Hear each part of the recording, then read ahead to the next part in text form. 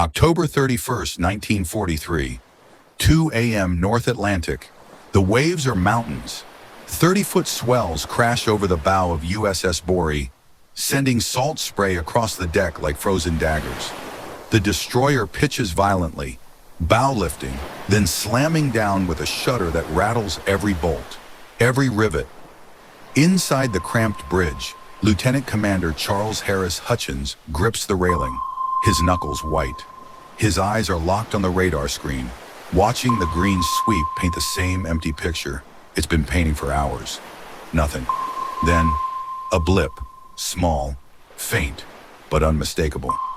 Contact Baron 270, range 4,000 yards. The radio man's voice cuts through the howl of wind and sea. Hutchins doesn't hesitate. His hand slams down on the communication switch. All hands, battle stations. Surface contact. The alarm screams through the ship. Men scramble from bunks, pulling on life vests, grabbing helmets. Gunners sprint to their stations, fingers already cold and stiff. The Borie comes alive, a predator that's just caught a scent. But 4,000 yards away, another predator has already sensed danger.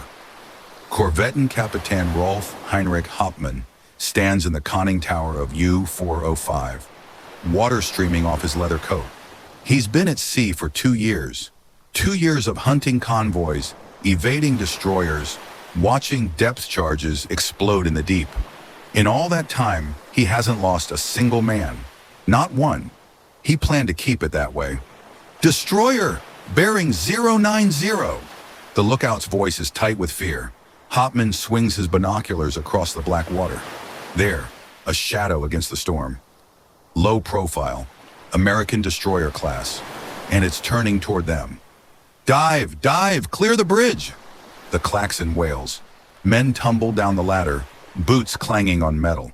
Hauptmann is the last one down, slamming the hatch as seawater pours through the opening. The ballast tanks flood. U-405 tips forward, sliding beneath the waves just as the first searchlight beam sweeps across where they'd been. Inside the pressure hull, 48 men hold their breath.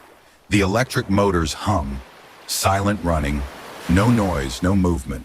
Just the creak of the hull and the distant thrum, thrum, thrum of destroyer screws growing louder. Hauptmann watches the depth gauge.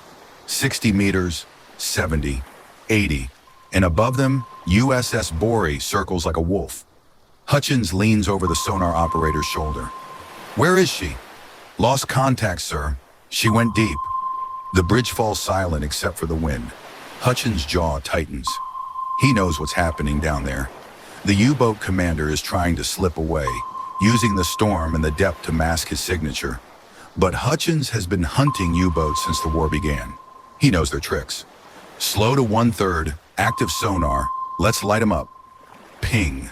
The sound echoes through the water, a pulse of noise that travels down, down, down into the dark Atlantic. And then, ping, the return echo. Contact, bearing 285, range 2,200 yards, depth 80 meters.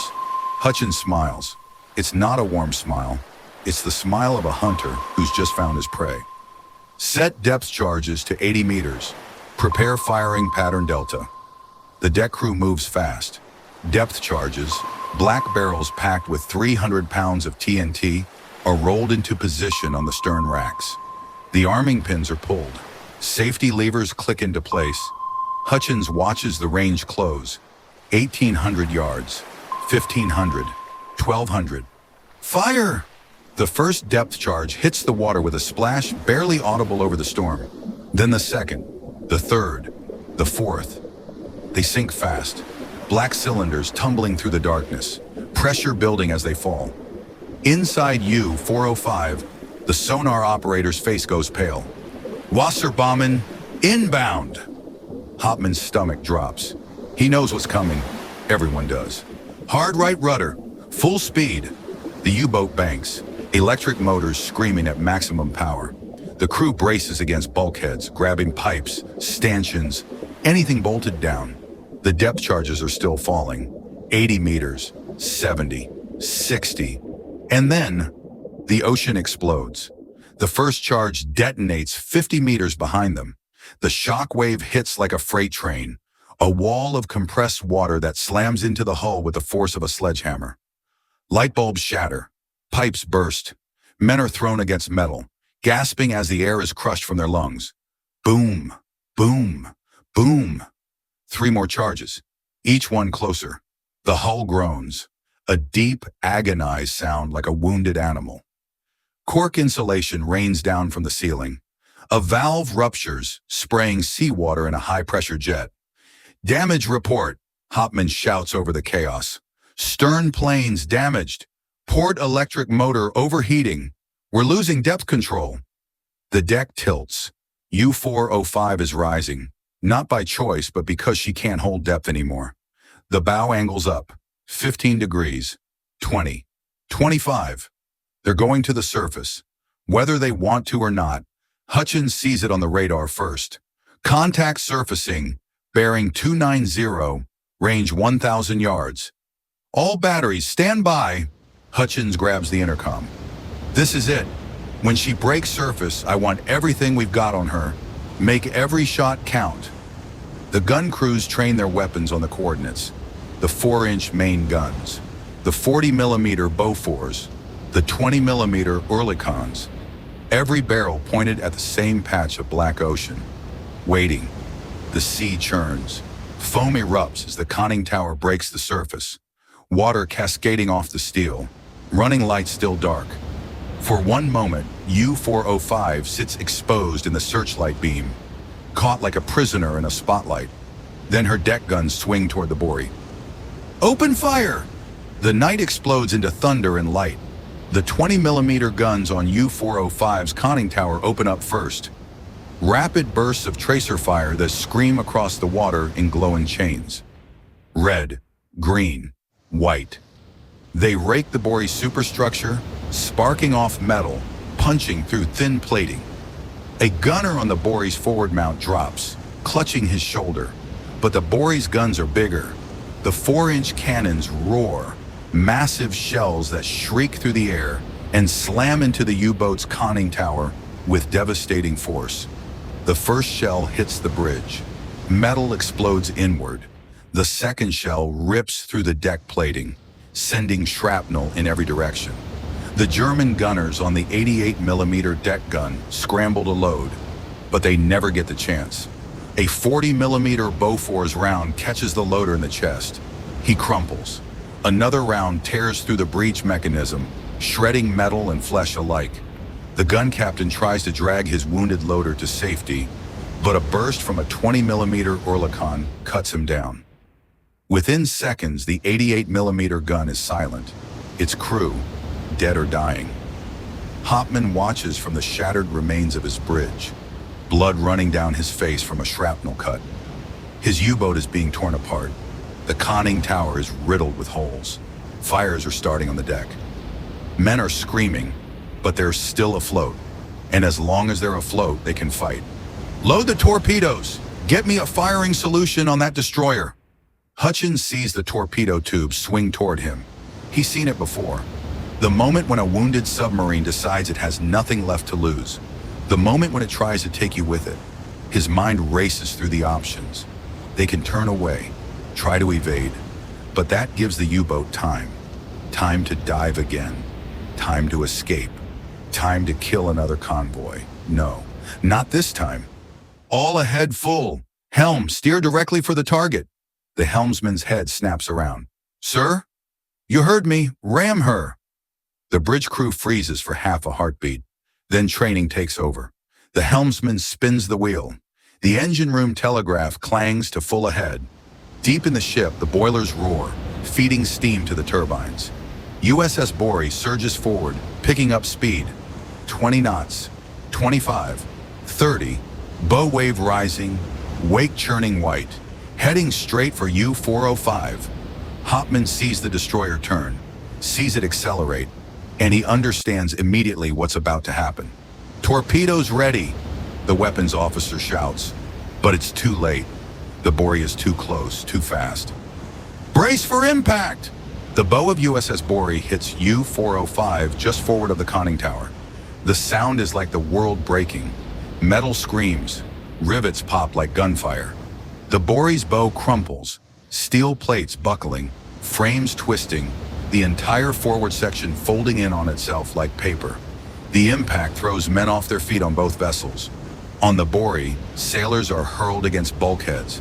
On U-405, the entire pressure hull flexes, pipes bursting, equipment tearing loose from mountings. The U-boat rolls hard to port, nearly capsizing. But Hutchins' crew fights back. The ballast tanks blow. Compressed air roars. The submarine rights itself, groaning, settling at a steep angle. And now, impossibly, the two ships are locked together. The Borie's mangled bow is wedged into the U-boat's hull, metal grinding against metal with every swell. They can't separate. For a moment there's silence. Just the wind, the waves, the creak of tortured steel. Then someone on the Borie's deck sees movement on the U-boat. A German sailor climbing out of the forward hatch. Then another. Then three more, emerging with desperate speed, trying to reach their deck gun, trying to get to the 20mm mounts. "Deck crew! Arms!" The call goes out across the Borie. Sailors scramble for weapons. Tommy guns, M1 Garands, 45 pistols. One sailor, a boatswain's mate from Brooklyn, grabs a knife and stuffs it in his belt. This isn't naval warfare anymore. This is something else entirely.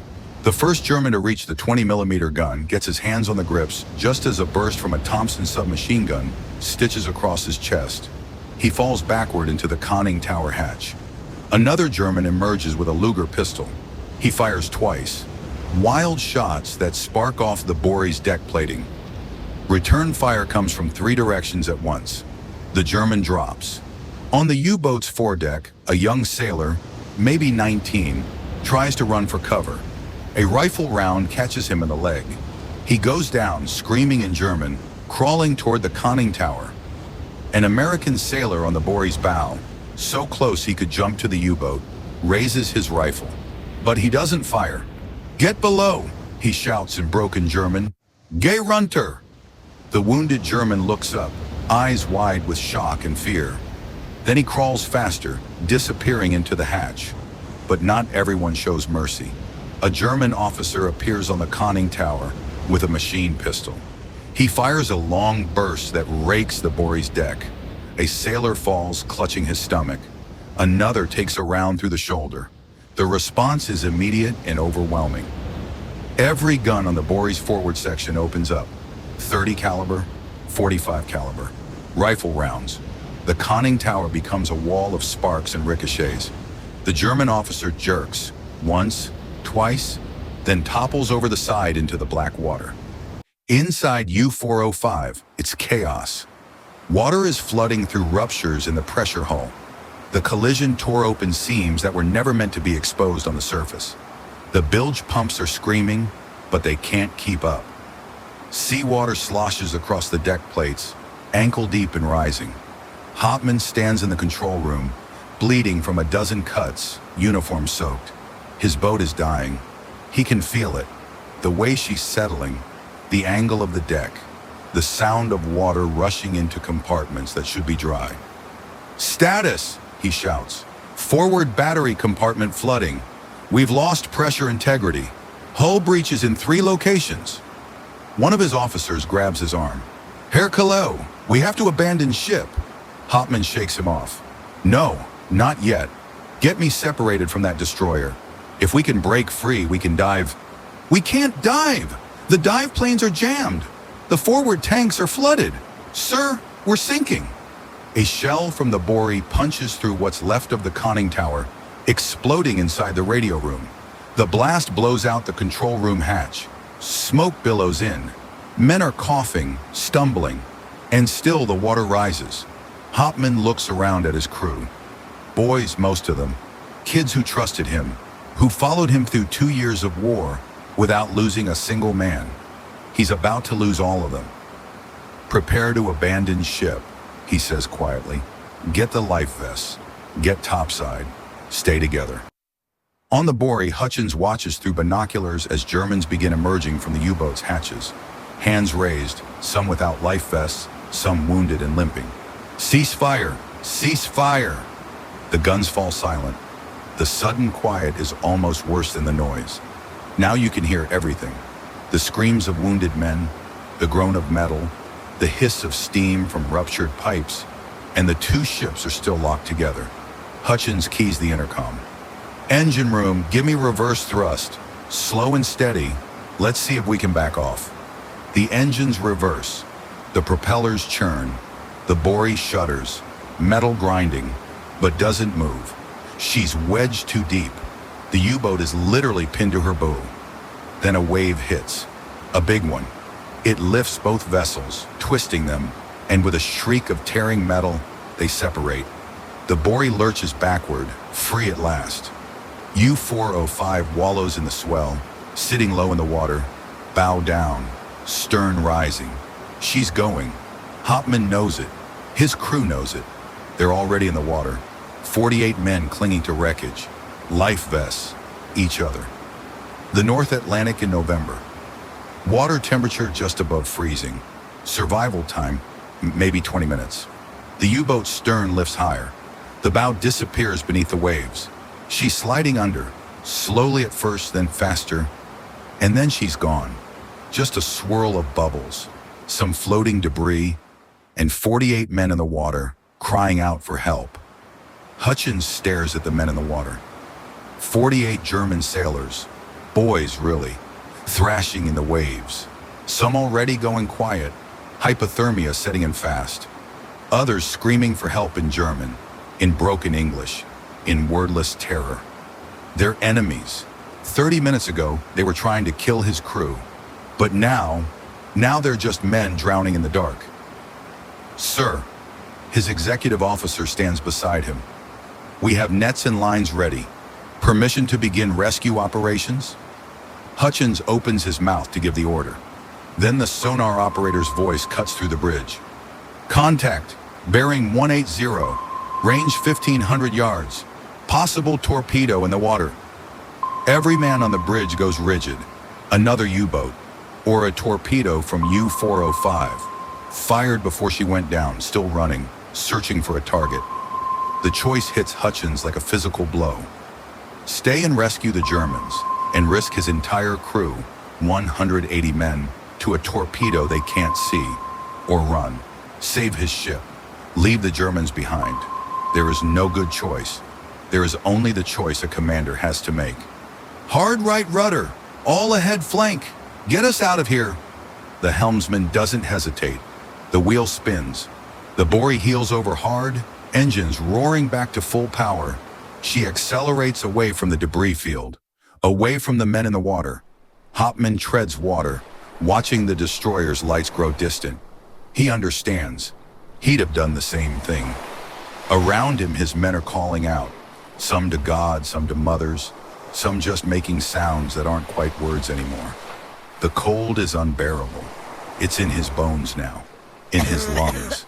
Every breath feels like inhaling broken glass. His second officer floats nearby, barely conscious. A young machinist's mate clings to a piece of decking, lips already blue. The radio operator, a kid from Hamburg who used to talk about his girlfriend's letters, isn't moving at all anymore. Hopman tries to gather them, tries to keep them together, but the waves keep pulling them apart, and the cold keeps pulling them down. One by one, the voices go quiet. Hopman's vision blurs. He's not sure if it's seawater or if he's fading. He can't feel his hands anymore, can't feel his legs. He's just floating. He thinks about home, about Bremen, about 2 years at sea without losing a man. He lasted 2 years, 2 years and 1 night. The last thing Korvettenkapitän Rolf Heinrich Hopman sees is stars, cold and distant, before the Atlantic takes him. All 48 men are lost. On the Borie, the mood is different, grimmer. The false alarm passes, no torpedo, just a sonar ghost in rough seas. But the Germans are already gone. They know that. Even if they turn back now, in these temperatures, there'd be no one left to save. But there's no time to think about it, because the Borie herself is dying. The damage reports start flooding in from below decks. The collision didn't just crumple the bow, it tore open hull plates below the waterline. Seams that held for years have split, frames are cracked, the forward compartments are flooding, and the pumps can't keep up. Chief Engineer Kenneth Miles Lucas stands waist-deep in freezing water in the forward pump room, trying to shore up a rupture with wooden beams and mattresses. It's not working. The water keeps coming. "Sir!" A damage control party leader climbs up to the bridge, soaking wet. "We've got flooding in compartments 1 through 4. We've shored what we can, but she's taking on water faster than we can pump. The bow's sitting 6 feet lower than it should." Hutchins feels the deck beneath his feet. The angle. The sluggish response when the helmsman turns the wheel. She's heavy. Too heavy. How long? The engineer hesitates. "If the weather holds and we can keep the pumps running, maybe until dawn. But if we hit another storm..." He doesn't finish the sentence. He doesn't have to. Dawn comes cold and gray. The Borie is listing now. 5 degrees to port. Bow down by the head. She's wallowing in the swells like a wounded animal. Every wave that breaks over the bow sends more water into the ruptured hull. The pumps are running continuously, steam lines vibrating with the strain. But they're losing. Hutchins hasn't slept. He's been on the bridge for 16 straight hours, watching his ship slowly sink beneath him. The crew knows it too. You can see it in their faces, the way they move, the quiet conversations. No one says it out loud, but everyone's thinking it. At 0900 hours, the forward bulkhead gives way. The sound echoes through the ship, a deep, hollow boom as the watertight door to compartment 3 collapses under pressure. Water floods into compartment 4. The bow drops another 3 feet in seconds. The Borie lurches forward like she's been punched. Men grab stanchions, railings, anything bolted down. On the bridge, the inclinometer spins. 10 degrees down by the bow. 12. 15. Chief Engineer Lucas climbs to the bridge one more time. His face is pale, exhausted. "Sir, we've lost compartments 1 through 5. The bulkhead to the engine room won't hold much longer. When it goes..." "I know." Hutchins looks at his ship, his crew. "How long to get everyone off?" 20 minutes, maybe 30 if we're lucky." Hutchins nods slowly. Then he picks up the intercom handset. "All hands, this is the captain. Prepare to abandon ship." The order goes out across the ship. Abandon ship. 3 words no captain ever wants to say. 3 words that mean failure. That mean loss. That mean the ship you've commanded, the steel and machinery you've trusted your life to, is finished. But there's no choice left. The crew moves with disciplined urgency. Life rafts are broken out of their containers. Lines are rigged over the side. Men strip off heavy coats and boots, anything that might drag them down. The wounded are brought up from sick bay, carried by their shipmates, bandages already soaked with seawater spray. The Borie is settling faster now. You can feel it in the deck, the way it shifts underfoot. The bow is completely submerged. Waves break across the forward gun mount. The foremast sways with each roll, groaning like it might snap. Hutchins stands on the bridge wing, watching his men go over the side, one by one. Some climb down cargo nets, some just jump, 15 feet to the cold Atlantic. They surface, gasping, swimming hard for the life rafts. 180 men, his responsibility, his crew. The executive officer appears at his elbow. "Sir, the last raft is away. Time to go." "You first." "Sir." "That's an order, XO." The executive officer hesitates. Then he salutes and climbs over the rail, descending the cargo net to the water below. Chief Engineer Lucas is already there, helping men into the raft, doing a head count. Now it's just Hutchins and the ship. He walks through the bridge one last time, past the helm, past the radar station, past the chart table where they tracked U-405 just hours ago. Everything is at an angle now. The compass is flooded. Papers float in ankle-deep water. He places his hand on the bulkhead. "You did good, girl," he says quietly. "You got them home." Then he climbs over the rail and drops into the Atlantic. The cold hits like a fist. It drives the air from his lungs. Every nerve in his body screams. But training takes over. He kicks hard, breaking the surface, swimming away from the ship. Behind him, the Borie groans, a long, terrible sound of metal under impossible stress. Strong hands grab him. Lucas and two other sailors haul him into the raft. He collapses on the bottom, gasping, shivering violently. "Everyone accounted for?" he manages to ask through chattering teeth. "Yes, sir. All hands." All hands. No one left behind. Hutchins pulls himself up to look. The life rafts are scattered across the water, orange specks on gray waves. Some are overcrowded, men clinging to the sides. Others have rigged makeshift sails from blankets. They're drifting away from the Borie, blown by the wind, carried by the current. And behind them, she's dying. The bow goes first. It slides under slowly, almost gracefully. The forward gun mount disappears. Then the foredeck, then the bridge.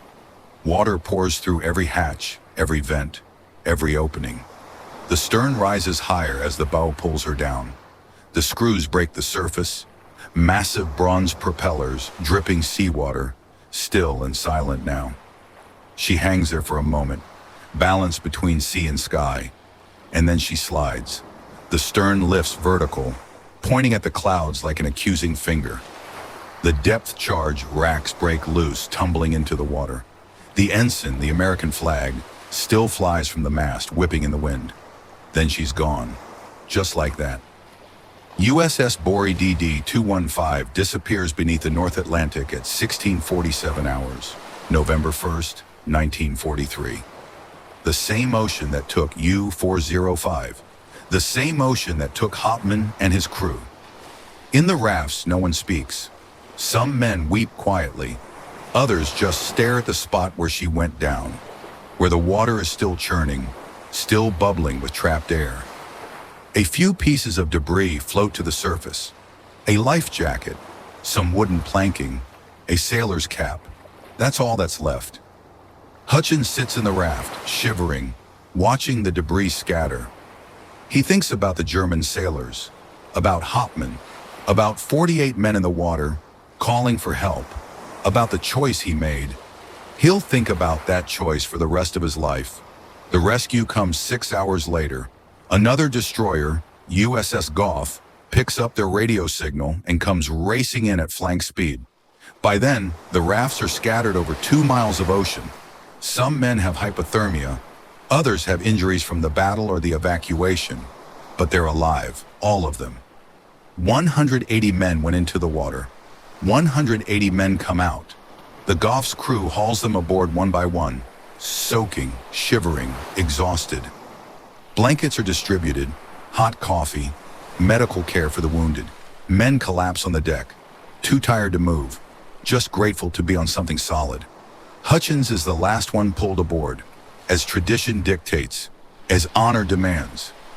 The captain of the Goff meets him at the rail, offers a salute, a handshake, a moment of respect between commanders. "Hell of a fight, Charlie." Hutchins nods. He can't speak yet. His throat is too tight. He looks back at the ocean, at the empty water where the Borie went down, where U-405 went down, where 96 men, American and German, fought and died in the space of a few terrible hours. The ocean looks peaceful now, like nothing happened, like it didn't swallow 2 ships and 48 souls. But Hutchins knows better. The ocean remembers everything. 3 weeks later, Lieutenant Commander Charles Hutchins stands in a naval office in Norfolk, Virginia. He's in dress uniform now, clean, pressed, the collar tight against his neck. But he can still feel the cold Atlantic water, can still hear the screams of drowning men, can still see the Borie's stern rising against the sky before she slipped beneath the waves. Some things you don't wash off, some things stay with you. The admiral behind the desk is reading from a report. Words like gallantry and exceptional courage and devotion to duty. The words sound hollow to Hutchins, distant, like they're talking about someone else. Your decision to ram the enemy submarine was tactically sound, and executed with remarkable precision, the admiral says. You neutralized a significant threat to Allied shipping. You brought your entire crew home alive. Hutchins says nothing. The admiral looks up. There's something in his eyes. Understanding, maybe. He's been there. He knows what it costs. The Navy Cross Commander, for extraordinary heroism in combat. A medal, a piece of metal and ribbon, for the ship he lost, for the Germans he left to die. Hutchins accepts it with a salute, because that's what you do. That's what the Navy expects. But inside, he's still in that life raft, watching men drown in the dark, knowing he could have saved them, knowing he chose not to. Chief Engineer Kenneth Miles Lucas receives a commendation too, for his work keeping the Borie afloat as long as he did, for staying in flooded compartments up to his chest in freezing water, shoring up bulkheads, keeping the pumps running, for getting every man off the ship alive. He accepts it quietly, doesn't say much about it. Years later, his grandchildren will ask him about the war, about the ships, about the battles, and he'll tell them about the Borie, about Halloween night, 1943, about ramming a U-boat in the middle of the Atlantic. But he won't tell them about the part that haunts him, the part where they steamed away from drowning men. Some stories don't get easier with time. In Germany, 49 families received telegrams. Missing in action, lost at sea, presumed dead. Mothers who will never see their sons again. Wives who will never hold their husbands. Children who will grow up without fathers. Rolf Heinrich Hauptmann's wife receives his last letter 3 weeks after he dies. He'd written it before the patrol. In it, he talks about coming home, about seeing Bremen again, about the garden they'd planned to plant in the spring. His name goes on a memorial in Lebow, Germany, a tower overlooking the Baltic Sea. One name among thousands, one U-boat commander among hundreds who never came home. The battle itself becomes a footnote in history. One destroyer, one U-boat. A few hours of violence in the middle of nowhere. In the grand scope of World War II, with its massive invasions and strategic campaigns, it barely registers. But for the men who were there, it's everything, because they all carry it, every single one of them. The knowledge that they lived and those men died, that the difference between survival and drowning was nothing more than which flag you served under. War doesn't give you clean victories, it gives you choices, and then it makes you live with them. All 49 men of U-405 vanished beneath the Atlantic, lost forever to the deep. But the night claimed American lives as well.